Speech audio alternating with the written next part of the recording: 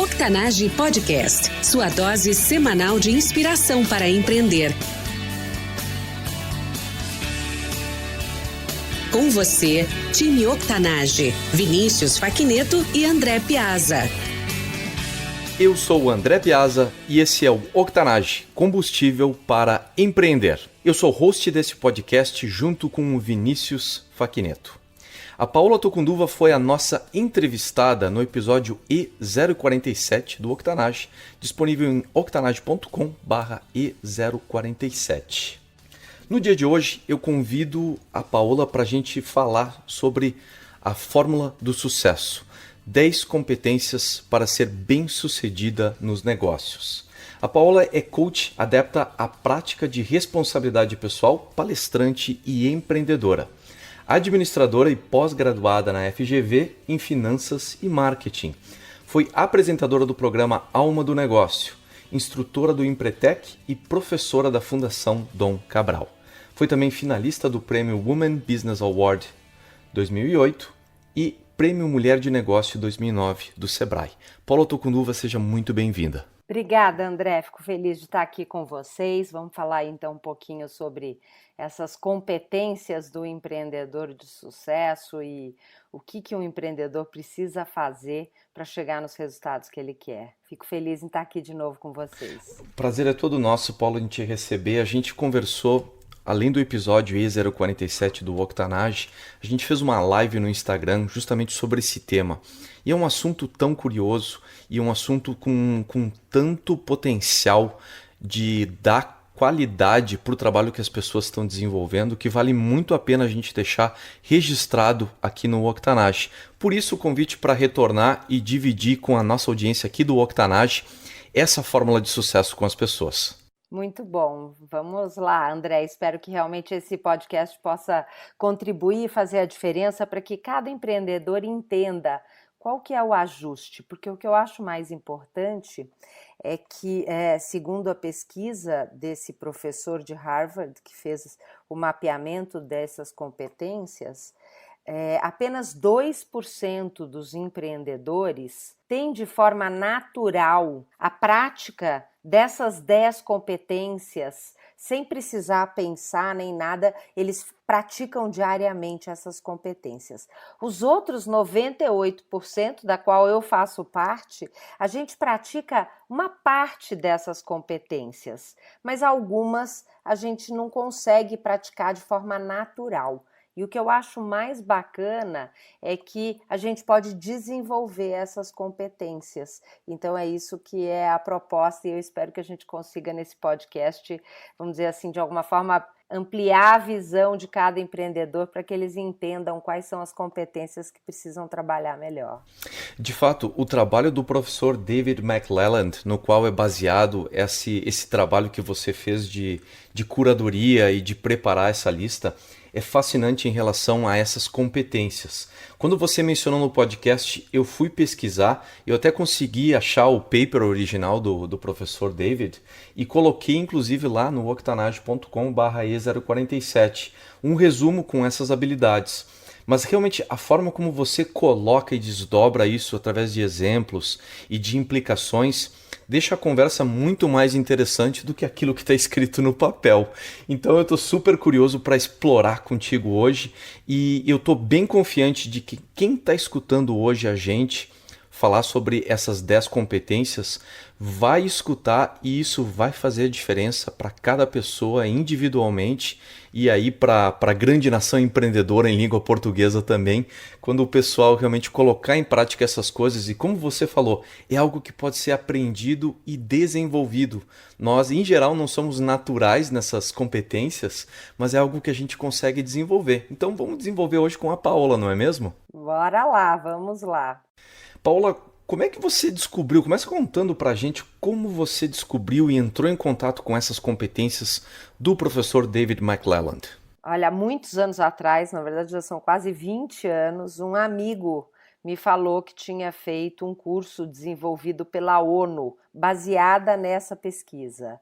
E na época aquilo me chamou muita atenção, confesso para você que eu levei uns 6 meses para encontrar o tal do curso. Acho que na vida as coisas acontecem no momento certo, né? Porque eu nem estou falando de um curso escondido, nada disso, porque é um curso do Sebrae, um curso mesmo 20 anos atrás, ele já era um pouquinho conhecido, mas tudo acontece, e aí eu fui e fiz o curso, me apaixonei pela metodologia e tracei uma meta que eu queria ser uma das facilitadoras desse programa, que foi desenvolvido pela ONU, né, para contribuir com o desenvolvimento dessas competências e, consequentemente, o desenvolvimento empreendedor para gerar resultado que leva ao desenvolvimento dos países em desenvolvimento e que precisam, né, desse resultado.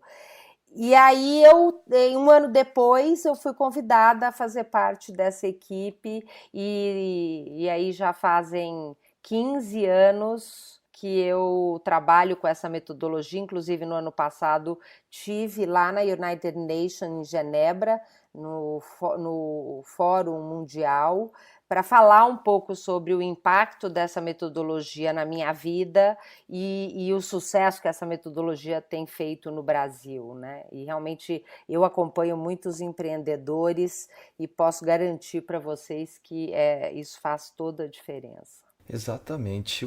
É uma história muito bacana porque teve um interesse, você foi fisgada e ao pouco a pouco acabou se aproximando e até virar facilitadora e agora a grande embaixadora dessas competências, né?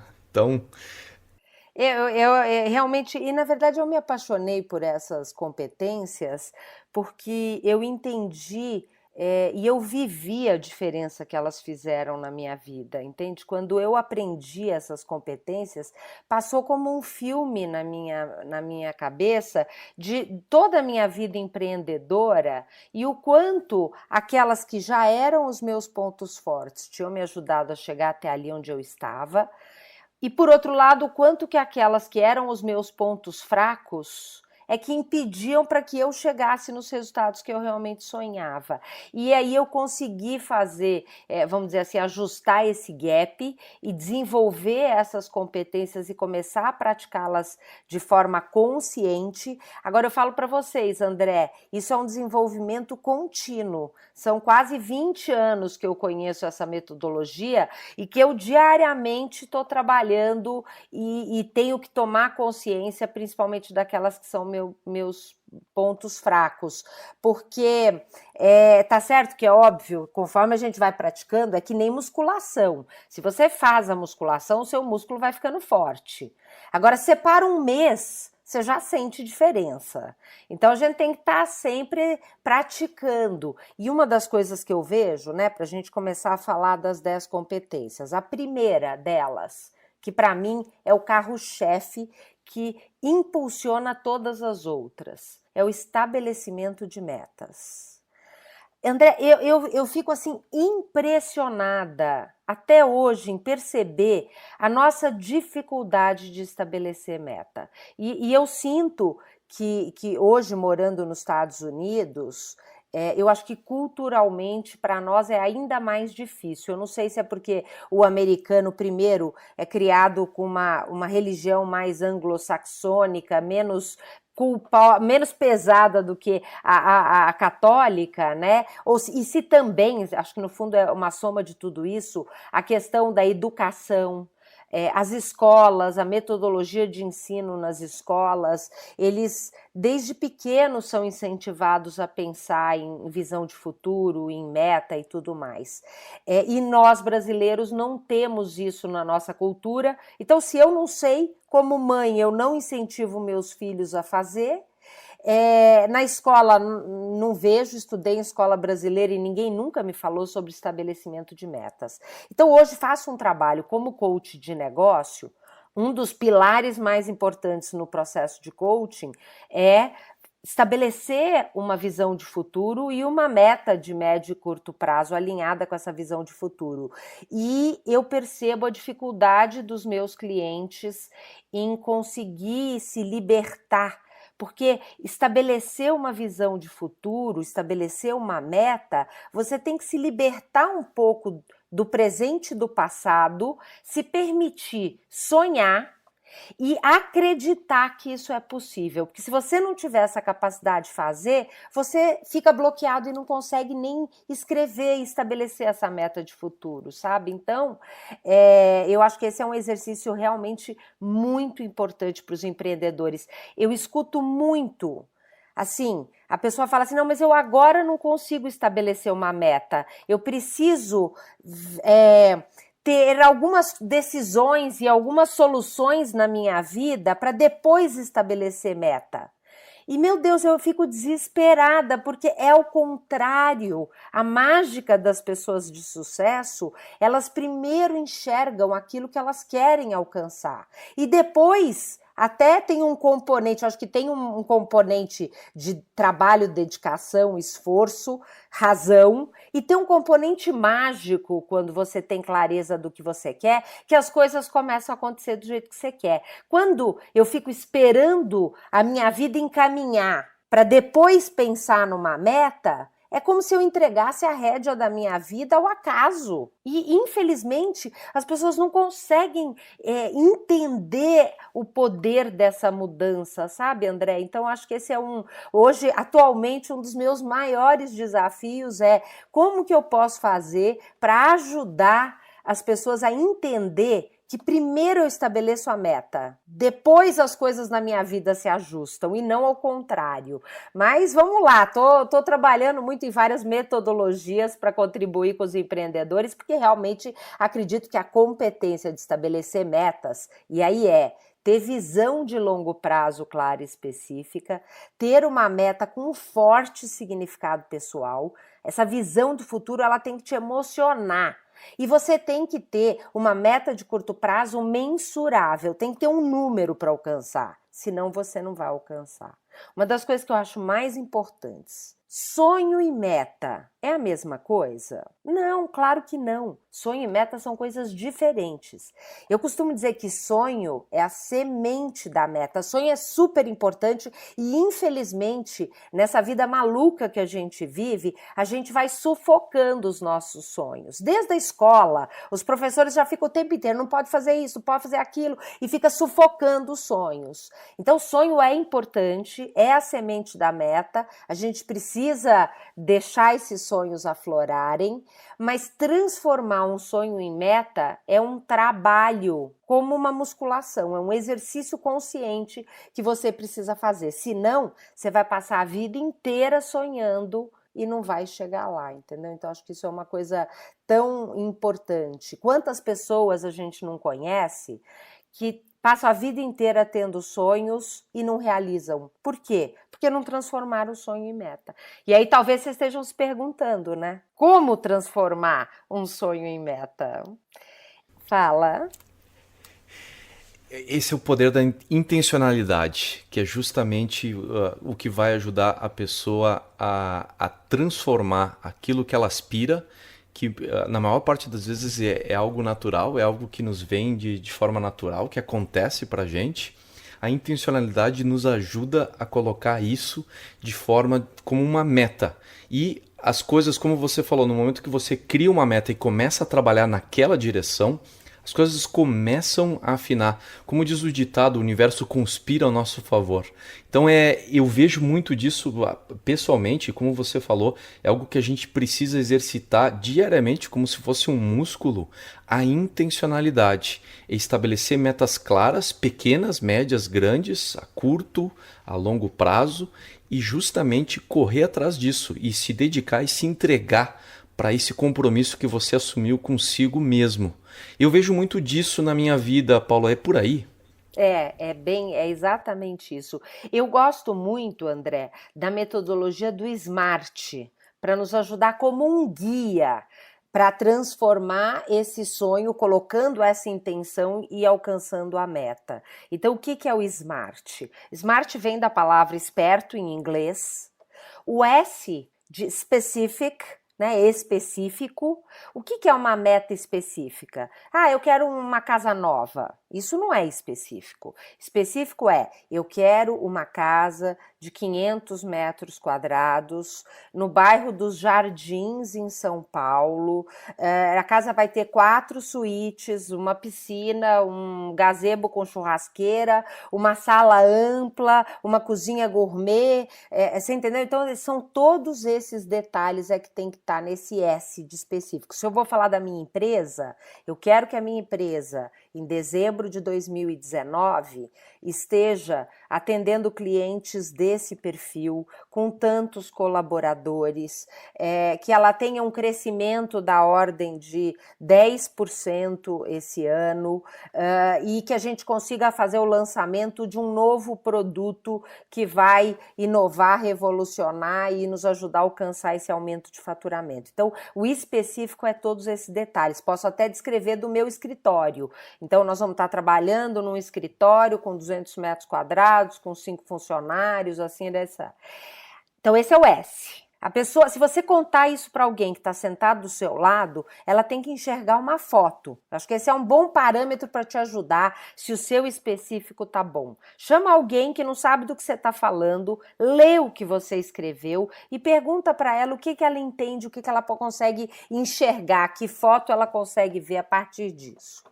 Esse foi só a primeira parte da meta. Segunda, M de mensurável. A gente tem que pôr números. Então, por exemplo, naquele exemplo da meta da casa que eu quero comprar. Quanto custa a casa? Ela custa 1 milhão? Custa 500 mil? 2 milhões? Eu ponho o valor da casa. No caso do exemplo da empresa, quanto que eu vou faturar no ano de 2019? Se eu puder quebrar isso mês a mês, melhor ainda. Em janeiro nós vamos faturar tanto, em fevereiro, em março, abril, até dezembro, mês a mês. Mas não só o faturamento. Você tem que colocar a meta de lucro também. Eu vejo muito, André, empreendedor que estabelece meta de faturamento, bate a meta de faturamento, mas o resultado fica negativo, fica no prejuízo. E a pessoa fica frustrada. Por quê? Porque estabeleceu a meta errada. A meta mais importante do empreendedor é o lucro que eu quero. Aí, a segunda pergunta é, para ter esse lucro, quanto que eu preciso faturar? Essa é a pergunta, entendeu? Então, esse é o mensurável da meta. Aí você fala assim, puxa, Paula, mas e as metas que eu não consigo medir? Das duas, uma. Ou tem alguma coisa errada com essa meta, ou ela nunca vai virar meta. Então, por exemplo, eu quero ter um filho. Não dá para estabelecer uma meta de ter um filho. Por quê? Vamos dizer assim, é uma coisa que eu não tenho um controle, tá certo? Eu posso falar, eu quero estar saudável, e aí, vamos dizer, com os meus exames de sangue, ou, sabe, com toda a condição de saúde para poder ter um filho. Mas um filho é um sonho e um desejo, não vira uma meta. Então, metas são coisas concretas. E se é algo concreto, você tem como medir. Você consegue achar um número que te ajude, porque o mensurável ele funciona como um termômetro, que vai te ajudar ao longo do caminho saber se você está ou não está chegando lá onde você quer. Aí nós vamos passar para o A, do atingível. Uma meta ela tem que ter um desafio que te dá um friozinho na barriga. Não é nem fácil demais, você desanima, e nem impossível, porque senão você também desiste antes de começar. Então ela tem que dar aquele friozinho, mas você tem que ter certeza que você tem capacidade e que você vai alcançar. Então, para preencher por escrito a sua etapa do A, a nossa terceira etapa para transformar meu sonho em meta, quais são as principais ações que eu tenho que fazer para chegar lá. Então, eu tenho o braço de aumentar faturamento, eu tenho o braço de redução de custo, eu tenho o braço de cuidar da equipe, por exemplo, ou eu tenho o braço de cuidar de quem já é cliente meu. Então, vamos dizer, as principais ações que eu vou fazer nessas áreas para chegar naquele resultado que eu quero alcançar. Aí nós vamos passar para a parte do relevante. Por quê? que alcançar essa meta é tão importante para você. E eu vou fazer um alerta aqui. Essa é a parte mais importante e mais difícil de uma meta. A gente tem uma tendência a falar assim, eu quero chegar nesse resultado para o meu cliente ficar satisfeito e orgulhoso do fornecedor dele, para os meus... para poder educar e pagar a escola dos meus filhos, para poder ter dinheiro para viver. Isso tudo é coisa racional. O relevante é a emoção por trás da meta. É algo muito mais profundo, sabe? Por que pagar uma boa escola para os seus filhos é tão importante? Porque eu quero dar uma boa educação para os meus filhos. Mas por que dar uma boa educação, poder pagar uma escola com fruto do trabalho dessa empresa é importante para você? Porque eu quero que meus filhos tenham um futuro promissor. Mas por que ter um futuro promissor para os seus filhos, pagando uma boa escola, através do seu trabalho com essa empresa é importante para você? E aí a gente começa a acessar a emoção. Puxa, na minha infância eu não tive condição de frequentar uma boa escola, tive que frequentar uma escola pública, eu não tinha vontade de aprender e eu vejo o quanto isso limita os meus resultados profissionais. Eu quero poder oferecer para os meus filhos uma oportunidade diferente. Então isso para mim me motiva. Eu sei que meus pais fizeram o melhor que eles puderam, mas eu posso mais para os meus filhos e isso para mim... Você entende? A gente fica emocionado, a gente fica arrepiado de pensar que aquele meu trabalho, aquele resultado na minha empresa tem um sentido muito maior na minha vida. Isso acende a meta, isso é que faz a mágica começar a acontecer. E para fechar, o T, temporal, data, dia, mês e ano. É 31 de dezembro de 2019. Isso é muito diferente de daqui a um ano. Qual que é a diferença? Daqui a um mês eu te encontro e pergunto, e aí, André, como é que está a sua meta daqui a um ano? O cérebro da gente pensa na hora. Daqui a um ano você vai alcançar. Eu te encontro de novo daqui a 6 meses e te pergunto, e aí, André, como é que tá aquela sua meta para daqui a um ano? Você percebe que o tempo vai passando e um ano não chega nunca, porque ele vai sempre estar um ano na sua frente. Então, quando eu ponho uma data, 31 de dezembro de 2019, é como se eu cravo um marco ali naquela data e cada dia eu estou mais perto. E isso faz o cérebro da gente intuitivamente trabalhar de forma mais intensa para me ajudar a chegar lá. Então, essas são as etapas para você transformar um sonho em meta. Me chamou muito a atenção 2 coisas, né? Primeiro que tem essa ativação emocional. Embora a meta seja algo objetivo, mensurável, algo que você tem que ser tão concreto que um estranho consiga visualizar aquilo ali, a ativação dela é toda mencional, porque o relevante é o que eu estou esperando atingir com aquilo ali. E aquilo que no dia seguinte vai, aquele clássico, né, tirar a gente da cama, ou que vai a gente mandar aquele e-mail extra, fazer aquelas 3 ligações a mais e assim por diante. E a outra parte que me chamou a atenção é aquele clássico, eu vou dizer, praticamente mitologia do Brasil já, né?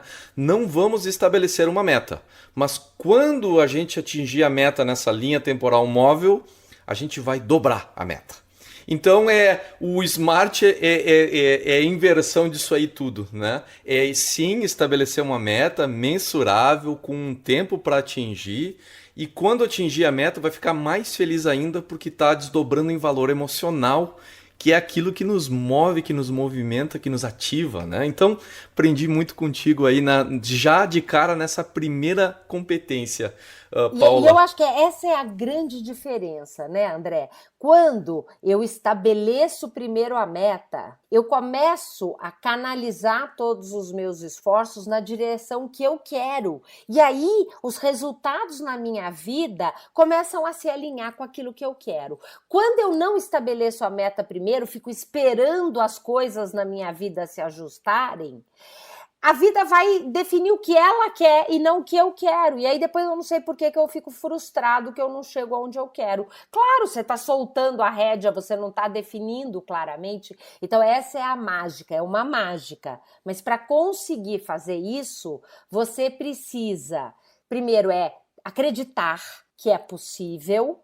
E voltar a resgatar seus sonhos e transformar esses sonhos em meta, essa visão que vai te dar toda essa clareza para você chegar lá. É bem isso, vamos lá. Vamos para o próximo agora, porque essa é só a primeira de 10, né? Vamos lá. Então, na segunda, busca de oportunidade e iniciativa. Se eu já tenho claro qual é a minha meta, onde eu quero chegar, a próxima é enxergar as oportunidades e transformar essas oportunidades em ação, senão não adianta nada. Agora, quais são as oportunidades que eu vou aproveitar? Aquelas que me ajudam a chegar na minha meta, entendeu? Então, vamos dizer assim, eu aproveito oportunidades fora do comum, porque como a meta é como, vou dar um exemplo aqui que é muito claro, quando você alguma vez na vida decidiu que você queria comprar um carro. Eu quero comprar uma Porsche vermelha. Você sai na rua, parece que você só vê Porsche vermelha. Né? Então, mas por quê? Porque a meta tem essa magia de ligar um foco na nossa mente. Então, com a questão das oportunidades é a mesma coisa. Você tem que ter uma meta para saber enxergar as oportunidades que vão te ajudar a chegar ali. E aí, quando você enxerga essa oportunidade, você tem que abraçar e concretizar. Não adianta ficar vendo, nossa, olha ali, aquele terreno é maravilhoso, se eu construísse um estacionamento ali, perto da Avenida Paulista, que tem um monte de gente trabalhando, um monte de carro andando, não tem lugar para estacionar, eu ia ganhar muito dinheiro. Mas não adianta nada você ficar só olhando para o terreno ali. Se você não for lá falar com o dono do terreno, alugar ou comprar o terreno, tirar as licenças, fazer o estacionamento, contratar a gente, colocar uma forma de cobrança, isso não vai virar resultado nunca. Então, acho que esse que é a parte importante dessa competência. Busca de oportunidade com iniciativa. E eu diria que a gente fala muito aqui no Brasil, né? Tem que ter iniciativa e acabativa, né? Não adianta só começar e não terminar. Então, a busca de oportunidade é realmente você aproveitar essas oportunidades com unhas e dentes para transformar a sua meta e chegar no resultado. Aí nós vamos falar em correr riscos calculados. Alguém que está aqui conhece algum negócio sem risco, zero risco? Olha que eu faço essa pergunta por muitas palestras minhas, em muitas. E às vezes alguém levanta a mão e fala assim, olha, igreja é um negócio sem risco. Bom, primeiro que igreja não devia ser negócio, para começar, né? Primeira parte. Aí a segunda é, será que igreja é um negócio sem risco? Até igreja. Quantas vezes a gente não vê uma igreja que tem lá um padre ou um pastor pregando e a igreja vazia, sem ninguém, porque até eles estão com uma concorrência cada vez maior, não é mesmo? O risco de você ser pego com a mala de dinheiro no aeroporto, de um desastre qualquer que cai o telhado na cabeça dos fiéis. Então, quer dizer que até a igreja, que não deveria ser negócio, tem risco. Então, tá difícil a gente achar um negócio sem risco. O empreendedor de sucesso, ele gosta de correr risco, mas ele não gosta de correr riscos elevados, não é loucura, não é pular numa piscina de cabeça com o olho fechado. Isso o empreendedor nunca vai fazer. Por quê? Porque primeiro ele vai avaliar quais são os riscos. Vamos fazer a nossa analogia com a nossa piscina. Quero pular na piscina. Como é que o empreendedor de sucesso faz? Qual a primeira coisa que ele vai olhar? Se a piscina tem água, tá certo? Segundo, qual é a profundidade da piscina? Aí, quando ele fala, não, ok, a piscina tem água, a profundidade parece ser boa. Mas a primeira vez que ele pula, ele age para reduzir o risco. Ele não vai pular de cabeça a primeira vez, porque ele pode ter errado no cálculo da profundidade, ele pula de pé. Se ele errou, se ela é mais rasa do que ele imaginou, é só dobrar o joelho e tudo bem. Aí, depois disso, ele vai dar outros pulos e malabarismos de cabeça e de tudo quanto é jeito na piscina. O empreendedor gosta de correr risco. Ele não vai ficar olhando a piscina do lado de fora, ele vai pular. Mas antes ele avaliou e ele agiu para reduzir o risco. Então essa é uma competência muito, muito importante e eu aprendi da forma mais difícil. Infelizmente, eu não praticava muito essa avaliação de risco e esse agir para reduzir riscos. Confesso que até hoje, André, eu vejo que esses 2 pontos, e eu observo esse comportamento meu, é um exercício realmente assim intencional e de muita dedicação, senão eu acabo me metendo em risco sem avaliar. E no caso, por exemplo, no meu negócio, na lavanderia industrial, né, que eu tive durante quase 30 anos, eu tinha um cliente muito grande que representava 30% do meu faturamento num único cliente. Então isso é um risco muito grande. Se você que está me ouvindo é empreendedor e tem grande parte do seu faturamento com um grande cliente, da noite para o dia você perder esse cliente, o que vai acontecer com a sua empresa? Foi o que aconteceu com a minha empresa. Eu perdi esse grande cliente e entrei em dificuldade financeira muito rápido, porque eu não tinha reservas, que é uma forma de você agir para reduzir. Ok, estou correndo o risco de ter um grande cliente e se eu perder ele vai impactar meu negócio. Como é que eu posso agir para reduzir esse risco? Eu posso conquistar outros clientes para diminuir a porcentagem desse cliente no faturamento como um todo. Eu posso fazer uma reserva financeira, porque se eu perder esse cliente, eu consigo bancar os custos da empresa por 3 ou 6 meses até conseguir me recuperar, percebe? Então, e eu não tinha feito nada disso e entrei numa das fases mais difíceis aí da minha vida profissional por conta da perda desse cliente. Anos depois, a gente até recuperou esse cliente. Mas foram 2 anos de um sofrimento enorme, e aí a gente não tem planejamento, entra em dívida, paga juros altos para o banco, uma loucura. E graças a Deus a gente conseguiu reverter essa situação e seguir tocando o nosso negócio. Mas esse eu acho que é um ponto muito importante para o empreendedor, que nem sempre tem essa consciência. Ok? Então, agora vamos lá, vamos para a próxima. Planejamento e monitoramento sistemático.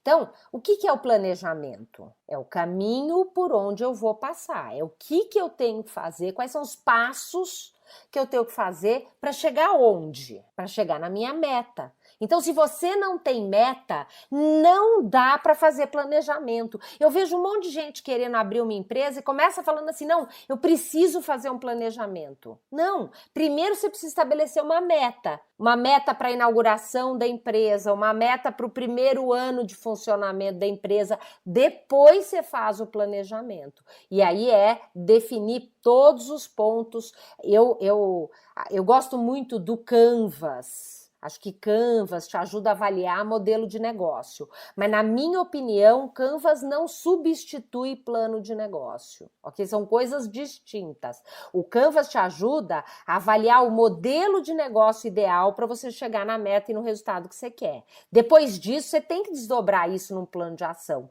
Não que precise ser um planejamento que você vai ficar 6 meses escrevendo aquele plano de negócio de 50 páginas, que depois nada daquilo funciona. Não é isso.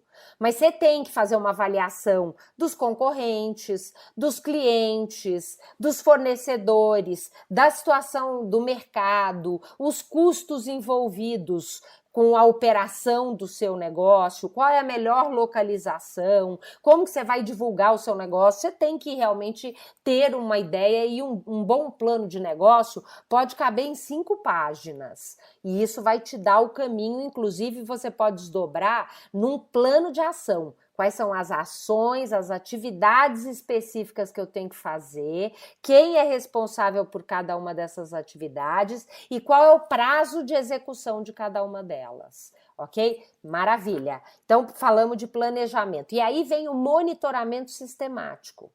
Eu escrevo, faço todo o meu planejamento, meu plano de ação para focar e atingir a minha meta, maravilha. Tudo vai acontecer do jeito que você colocou no papel? Não vai, não vai. Olha que coisa incrível, né? Eu acho que uma boa analogia, eu gosto de fazer analogia porque eu acho que dá para a gente entender melhor o que nós estamos falando. um plano de voo. Um avião, ele tem um objetivo. Eu quero sair de São Paulo e chegar no Rio de Janeiro a tal hora, no aeroporto do Santos Dumont. E ele faz um plano de voo, qual que é a rota, porque senão ia ser um caos com um monte de acidente por aí, tá certo? Agora, dizem os especialistas que 90% do tempo o avião está fora do plano de voo. Por quê? Bate um vento e ele sai um pouco daquela rota. Aparece uma tempestade, uma nuvem, uma coisa qualquer no meio do caminho, ele tem que fazer um desvio daquela rota. Então, o piloto está lá para exatamente estar ajustando esse plano de negócio. E na empresa é a mesma coisa. Pensa comigo, André. Alguém entraria num carro para fazer uma viagem numa autoestrada que você pudesse dar 200 km por hora? Num carro onde o para-brisa tivesse tampado? Você entraria nesse carro comigo? E agora eu posso garantir para você que hoje tem um monte de empreendedor andando numa autoestrada com a sua empresa desse jeito. Por quê? Porque não tem um indicador, não mede nada, não tem um painel de indicador, não tem os resultados chaves que quer alcançar, não mede nem quanto faturou hoje e nem quanto quer faturar amanhã. Então, quer dizer, sem número nenhum, você vai dirigir um carro com para-brisa tampado e sem nenhum daqueles instrumentos de velocidade, de gasolina, de nada. Isso é loucura. Em carro ninguém entra, agora em empresa tem gente que põe muito mais dinheiro, põe vida da sua própria família e de um monte de gente e acha normal isso. Então, planejamento inclui o monitoramento e para monitorar você tem que ter indicadores. Beleza? Essa aí é o melhor exemplo que eu ouvi a respeito do PDCA, que é uma ferramenta clássica de administração e que as pessoas estão bastante familiarizadas com isso, né? Então, o P e o C, né? O planejar e o monitorar, justamente são as etapas intermediárias entre você fazer e tomar ação corretiva, que é o que você acabou de descrever. O PDCA completo tá aí. É basicamente isso. Você tem metas, aquilo que você vai fazer, você planeja elas, você monitora e você toma ação para continuar atingindo aquele objetivo. Perfeito, é exatamente isso. O monitoramento é para você saber os ajustes que você precisa fazer para continuar no caminho e atingir a sua meta. Então, essa é a competência do empreendedor. Ele divide uma tarefa grande em pequenos passos que ele vai fazer para chegar onde ele quer. Então, vamos dizer, ele define claramente prazo para cada uma das ações. Então, esse é a competência do planejamento. Aí vamos para a próxima. Busca de informações. Então, eu preciso de informação no mundo dos negócios, muitas informações, claro. Agora, hoje, o maior problema nosso é o excesso de informações. Então, esse excesso de informações, na verdade, eles acabam nos atrapalhando, porque a pessoa acha que buscar informação é ficar acumulando informação, e isso não adianta nada. Isso aí é lado obscuro, você fica até paralisado com excesso de informação e não sai do lugar. Vejo um monte de empreendedor que entra na fase de planejamento e de busca de informação, as duas vêm muito juntas, e a pessoa fica paralisada 6 meses, 1 ano, 2 anos, 3 anos, 5 anos estudando aquele negócio e não começa. Por quê?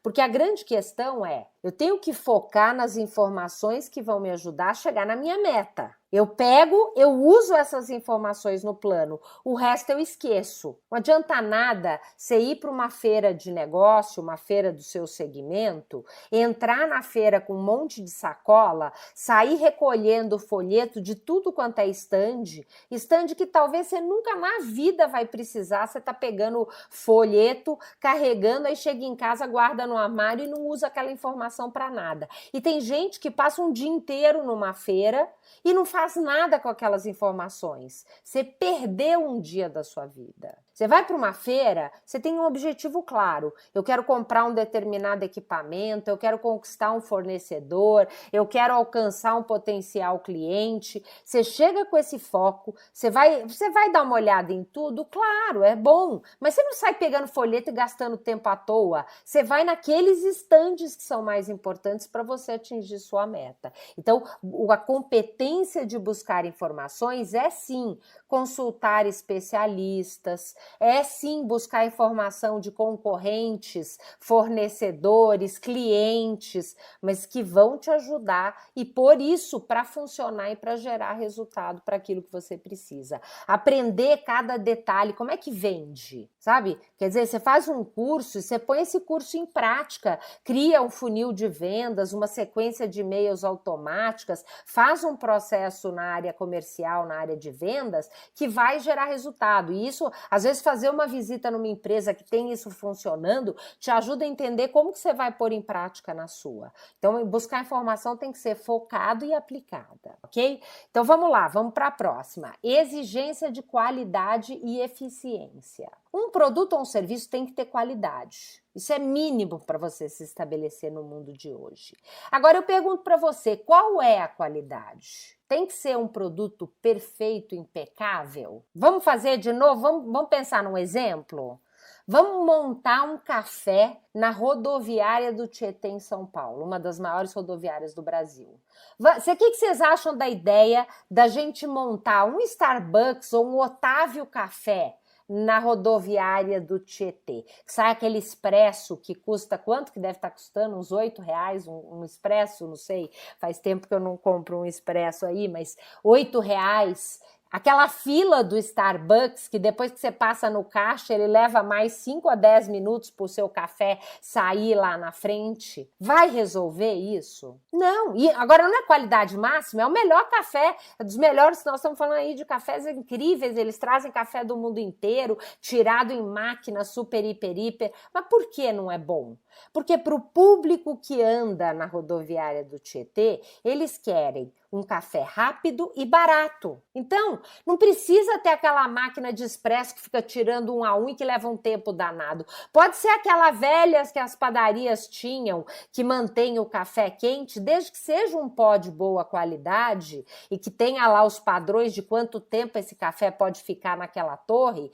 Eu entrei no caixa, eu paguei, em 2 segundos o cara dá um copinho americano ou um copo descartável, põe meu café e eu vou embora e não perco meu ônibus e pago os R$2 que eu estava disposta a pagar, percebe? Então, perfeccionismo é um dos maiores problemas, isso não é qualidade, isso está fazendo você afundar, porque quem define a qualidade do seu produto ou do seu serviço é o seu cliente. É o que o seu cliente quer. Então, você pega em São Paulo, por exemplo, a gente tem lá a região, né, lá do Brás, que vende roupas com preço acessível. Tem gente do Brasil inteiro vem fazer compra para vender na loja lá no interior, no norte, nordeste, no sul.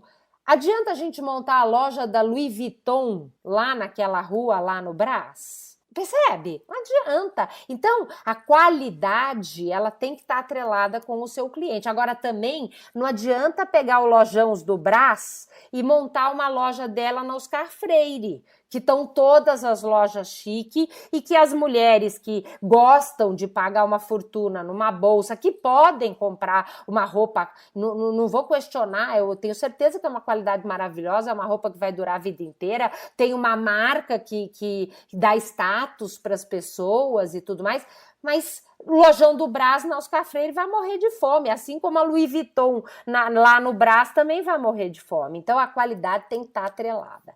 E aí vamos falar de eficiência. O que é eficiência? É entregar o produto no custo que o seu cliente está disposto a pagar mais, porque você tem que ter lucro, senão sua empresa está morta, na data certa. Adianta uma árvore de Natal entregue para o seu cliente no dia 26 de dezembro? Não adianta nada. Você vai ser a pior empresa do mundo. Então não adianta uma árvore linda, maravilhosa no prazo errado. Então por isso que qualidade e eficiência vêm juntas. Falamos de mais uma competência. Bora lá. Agora nós vamos falar de 2 competências que andam juntas. Comprometimento e persistência. O que é o comprometimento? Comprometimento é você estar disposto a dar um pedaço de você pelo seu negócio. É você estar comprometido para que o seu cliente seja muito bem atendido e seja encantado pela sua empresa. Então, é você realmente, vamos dizer, estar comprometido com o seu sucesso, com o sucesso da sua empresa. Isso faz toda a diferença. E por que isso vem junto com a persistência? Vai ser fácil você gerar o resultado, alcançar a sua meta, executar todas as ações do plano e entregar aquele produto com qualidade e eficiência? Não, vai ser muito difícil. Então, você tem que ter a persistência para continuar fazendo o que você está fazendo até chegar na sua meta. Agora, aqui vem um problema.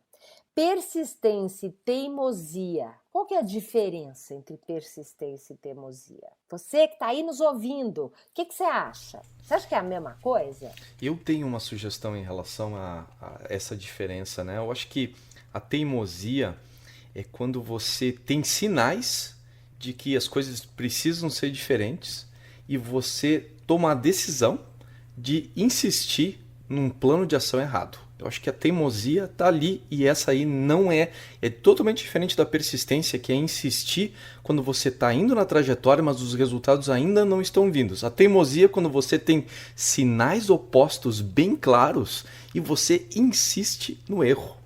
E aí que essa é a grande chave, né, André? A persistência é o foco na meta. Então, se aquele caminho não está me levando aonde eu quero, eu mudo a estratégia, mas eu persisto no objetivo. E insistir num caminho que não está me levando lá, isso é teimosia. Então, persistir no caminho errado é burrice. Isso é teimosia. Vocês me desculpem a sinceridade, mas teimosia é burrice. A gente tem que ser persistente na meta e mudar o caminho. Então, olha que incrível. Flexibilidade é persistência. Mudar a estratégia para persistir na meta e não no caminho. Essa é a grande diferença. Legal? E aí a gente parte para as duas últimas competências. Vamos lá, uma delas é rede de contato e persuasão. Então, o que é persuadir? É convencer as pessoas de que o meu projeto é bacana, de que o meu produto é bom, que vale a pena um sócio investir na minha empresa, pegar um empréstimo, um bom fornecedor ser meu fornecedor. Por quê? Porque nós temos uma meta clara, nós temos uma visão e vamos chegar lá e vai ser bom para todo mundo. E aí, o empreendedor precisa convencer todo mundo ao seu redor. E eu vou utilizar a minha rede de contato. Agora, hoje as pessoas eu acho que desvirtuaram um pouco, porque esse negócio de networking, todo mundo fala, networking, a gente tem um monte de contatos. Isso não é competência do empreendedor de sucesso. A competência do empreendedor de sucesso pode ser até ter menos contatos, mas com essa rede de contato que eu conheço, eu faço bons negócios, eu gero dinheiro para todo mundo, sabe? Eu transformo isso em um negócio que gera resultado. Então, eu gosto muito, acho que é um exemplo maravilhoso, não estou aqui fazendo propaganda, mas para mim é um dos melhores exemplos de networking. E, claro, o americano é muito bom em criar metodologias e processos, né? O BNI, que começou nos Estados Unidos, hoje tem muito no Brasil, ele tem uma metodologia para os empreendedores se encontrarem toda semana e eles medem quantos negócios são gerados a partir daquele encontro com disciplina feito toda semana e quanto que isso está gerando de resultado financeiro para cada uma das empresas que estão ali, sabe? Eu acho que é realmente uma metodologia incrível e olha, posso garantir para vocês, hoje aqui nos Estados Unidos, eu participo de um grupo e eu decidi participar de um que não é o BNI, que é o Recomendo em USA, que é um grupo de networking que tem a mesma metodologia, mas para brasileiro, para quem fala português. Não que a gente vá vender só para quem é brasileiro, mas é porque a gente tem uma cultura, a gente quer mudar. Aqui nos Estados Unidos tinha aí um ranço de que brasileiro torcia contra brasileiro, que brasileiro puxava o tapete, que brasileiro denunciava outro brasileiro. A gente escuta isso histórias horríveis aqui.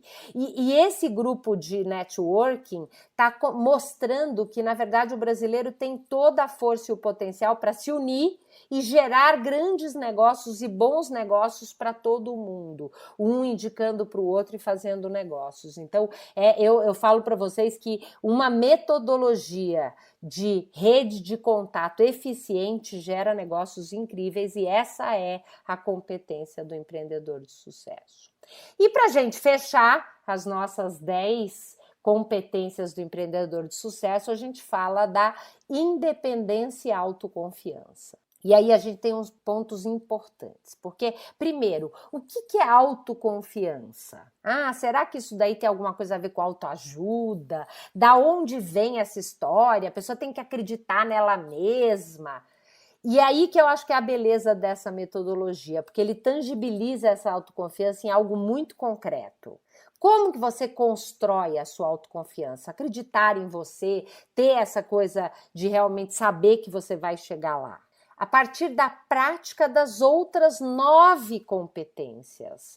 Quando você tem meta, você faz planejamento, você busca informação, você aproveita as oportunidades com iniciativa, com acabativa, você tem um produto de qualidade e eficiência, você calcula os riscos, você tem comprometimento, tem persistência e usa a persuasão e a rede de contato, aí é automática a segurança, você sabe para onde você está indo, entende?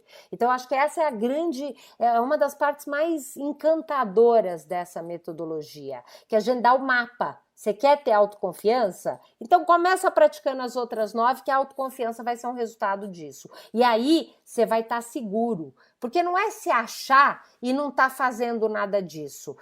Eu tenho uma ideia incrível, vou montar um negócio maravilhoso. Não sei como é que meu negócio vai estar daqui a um ano, não fiz planejamento, não busquei informação. Isso daí é o lado obscuro da autoconfiança, porque a autoconfiança sem base, com certeza vai naufragar e não vai dar em nada. É que nem construir um prédio na areia, vai afundar com certeza. E se eu tenho confiança, eu tenho que ter independência. Por quê? Se o empreendedor for ouvir todo mundo que está ao redor, ele vai ficar maluco e não vai fazer nada. Porque um vai falar, vem para cá, o outro vai falar, não, vai para lá, você está maluco, não? Por que você não fez isso antes? E a pessoa fica perdida e não faz nada. Então, depois de tudo isso, você tampa o ouvido e segue em frente no seu plano. Não fica dando ouvido para todo mundo, senão você vai ficar maluco. E assim a gente fecha as nossas 10 competências do empreendedor de sucesso. Magnífico, Paula, esse trabalho de sistematizar isso e ir encadeando uma, levando a outra e mostrando justamente esse trabalho de construção das competências, que é algo que a gente desenvolve numa base diária, e mostrando que justamente a 10ª competência é o produto das outras 9. Você se sente autoconfiante e você se torna independente porque você faz escolhas, né? Você constrói isso baseado nas suas escolhas, em atitudes e ação que você toma, aquilo que você escolhe prestar atenção, focar e até escolhe como meta. Que na verdade foi uma outra coisa que eu aprendi assim de forma tão exemplificada através das tuas histórias, de como é importante ter uma meta clara. Você começa ali e ela acaba basicamente tocando todas as outras coisas, né? Você vai até definindo persistência como foco na meta. De forma flexível, mas a persistência é o foco nessa meta. Então, a meta, na verdade, tá sempre dentro disso tudo. Eu estava refletindo em relação a isso quando a gente aprende o PDCA, por exemplo. Todo mundo tem em mente a visualização do PDA com 4 quadrantes, o círculo, né? Cada um deles com um P grande, o D grande e tudo mais, né? E o fluxo, né? Girando.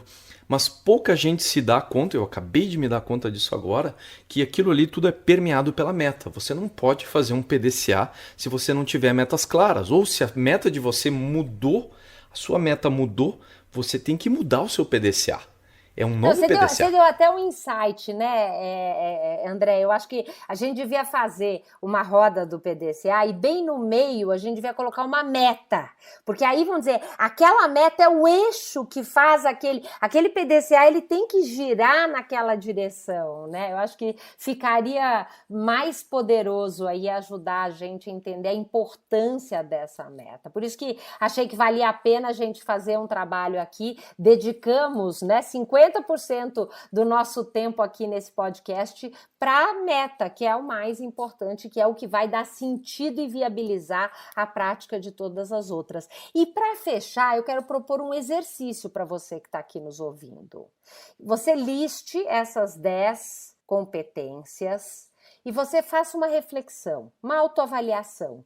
Dê uma nota de 0 a 10 do quanto hoje você tem praticado estas competências. Então, para te ajudar, a primeira delas, a mais difícil, a mais importante, estabelecimento de meta.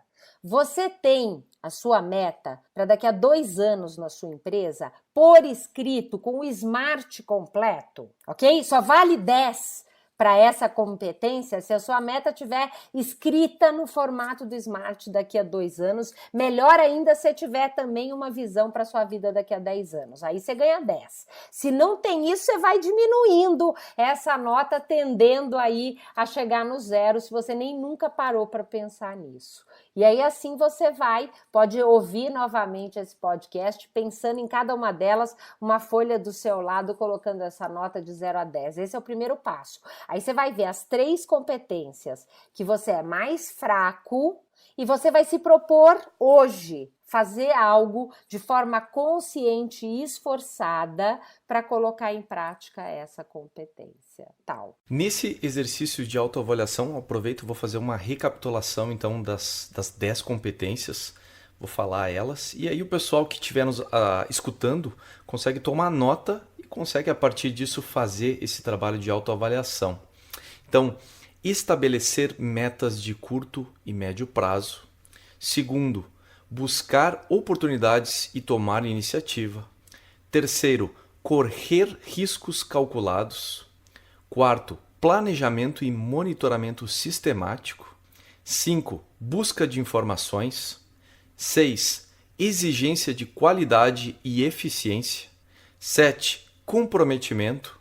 8, persistência. 9, rede de contato e persuasão. E 10, autoconfiança e independência.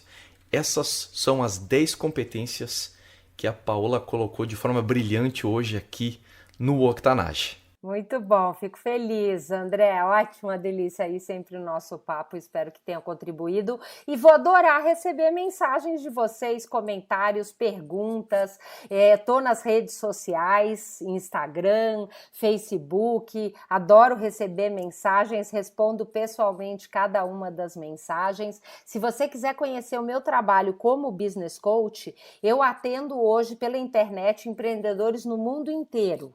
Empreendedores de pequena e média empresa, então eu realmente monto pacotes que são viáveis para todos os empreendedores e a melhor forma de você conhecer esse trabalho é me mandando uma mensagem, a gente marca uma sessão experimental sem compromisso para você conhecer esse meu trabalho e entender o que é um coaching, porque às vezes muita gente está falando sobre isso, mas a gente às vezes não entende muito bem como é que é e principalmente qual é a metodologia que eu uso para associar a minha experiência de mais de 30 anos empreendendo, de 15 anos trabalhando o desenvolvimento dessas competências com os empreendedores, com a metodologia e as ferramentas do coach, para te ajudar a chegar no resultado que você quer. E fico muito feliz de hoje já ter atendido, são mais de 800 horas de voo atendendo empreendedores que atingiram os resultados e as metas estabelecidas. E aí eu acho que é a melhor forma de você conhecer esse trabalho. Eu fico super feliz, André,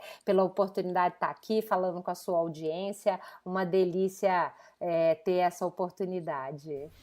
O prazer é todo nosso, Paula, e eu fico feliz que você mencionou então que as pessoas podem entrar em contato com vocês, até como referência, se as pessoas forem em octanage.com/e047, elas têm, através de um clique, elas conseguem encontrar você em todas essas redes sociais e entrar em contato com você. Maravilhoso, muito bom, fico feliz. Paula, muito obrigado por ter estado aqui conosco e mais uma vez ter repassado essas 10 competências que todos nós precisamos exercitar numa base diária.